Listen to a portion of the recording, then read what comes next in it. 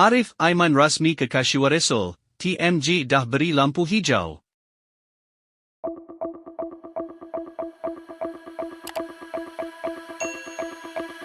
Salah sebuah kelab Jepun Kashiwa Resul kembali menunjukkan minatnya kepada pemain sayap JDT Arif Aiman Hanapi.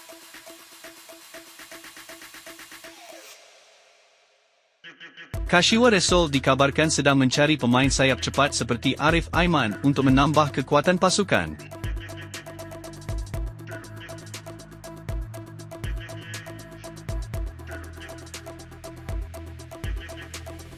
Kashiwa Resul bukanlah nama asing bagi penyokong bola sepak Malaysia. Kelab J-League ini dikenali dengan corak permainan menyerang yang pantas, yang dilihat sangat serasi dengan gaya permainan Arif Aiman yang gemar melakukan larian dribling dari bahagian sayap.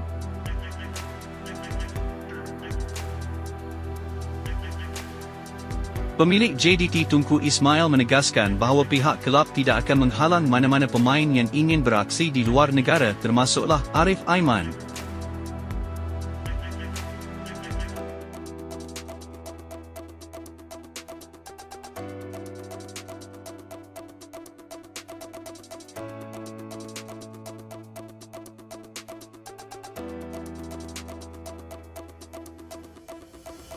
Jika ada tawaran yang baik dan pemain itu sendiri mahu cabaran baharu, saya tidak akan menghalang.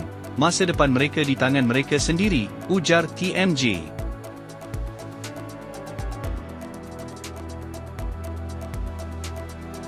Jika perpindahan ini menjadi realiti maka Arif Aiman bakal mengikut jejak langkah Dion Coles dan beberapa pemain Asia Tenggara lain yang pernah berjaya mengukir nama di Liga Jepun.